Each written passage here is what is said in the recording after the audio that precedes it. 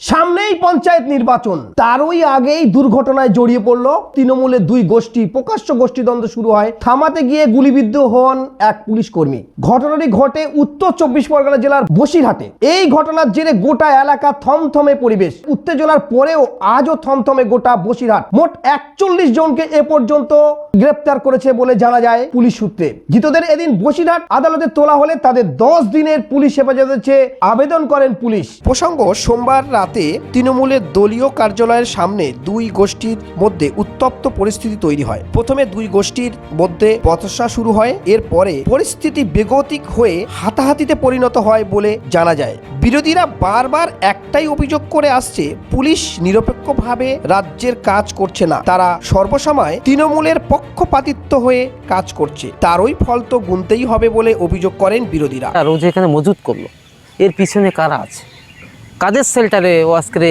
এত বাড়বড়ন্ত এবং এইভাবে ওপেন আমাদের মতো একটা ছাত্র, আমি একজন ছাত্রকর্মী, আমাদের উপরে গুলি করা মানে বুঝতে পারছেন তো সমাজ কোথায় থাকবে তাহলে। তো এর এই কঠোর শাস্তি হোক। আর যে পুলিশ কর্মী আহত হয়েছে আমি ওর দ্রুত আরোগ্য কামনা করি। আজকে আমার জন্যই ও বুক পেতে দিয়েছে। আমরা চাইছি যারা দোষী তাদের সাজা হোক। দেখুন, তাকে এই যে বুলবুল যার উপরে কালকে গুলি হয়েছে এবং তাকে আমরা শুনেছি এবং খবরেও দেখেছি, একজন পুলিশ কনস্টেবল ওনাকে বাঁচিয়েছেন। আমি প্রথমেই ওই কনস্টেবল এবং আইসি বসিরহাটকে ধন্যবাদ জানাবো, যার জন্য এই ছাত্র নেতা আজকে বেঁচে আছে এবং পুলিশ কঠোর হাতে তার ব্যবস্থা করেছে। এবং এদের টাকি কলেজের উনি ছাত্র নেতা, সেই জন্য এরা টাকি রোডে একটা রাস্তা অবরোধ করেছে। আমরা খবর পাওয়া মাত্র টাকি পৌরসভা থেকে এসেছি এবং ওদের আশ্বস্ত করেছি প্রশাসনের মতো দেখছে, আপনারা এই ব্যস্ততম রোডটা অবরোধ করবেন না, অবরোধ তুলে নেন, প্রশাসন ঠিক সঠিক বিচার করবে। আমরাও প্রশাসনের কাছে এবং আমি মাননীয় মুখ্যমন্ত্রীর কাছে সঠিক বিচারটা চাই। হিজামা শিখে স্বাবলম্বী হন, সুন্নতি চিকিৎসাকে বাঁচিয়ে তুলুন। আপনি কি উচ্চ মাধ্যমিক পাস, মানুষকে সুস্থ করে স্বাবলম্বী হতে চান? তাহলে শিখে নিন হিজামা বা কাপিং থেরাপি। এই প্রাচীন থেরাপি মানুষকে কয়েকশো রোগ থেকে দূরে রাখে। নিজে হাতে হিজামা শেখাচ্ছেন হিজামা বিশেষজ্ঞ ইমতিয়াজ আহমেদ মোল্লা। বিস্তারিত জানতে ফোন করুন 9330133735 নম্বরে।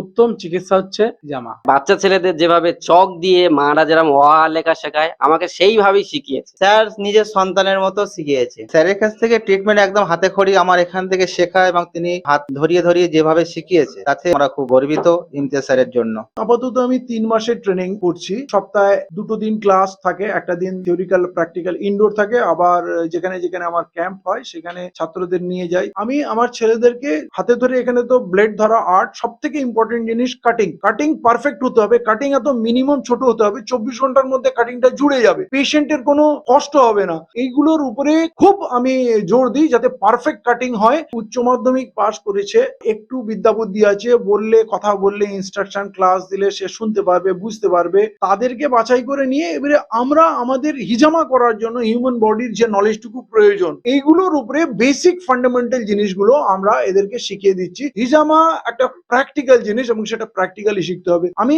আমার স্টুডেন্টদের বেশি থেকে বেশি প্র্যাকটিক্যালের স্কোপ দিতে চাই।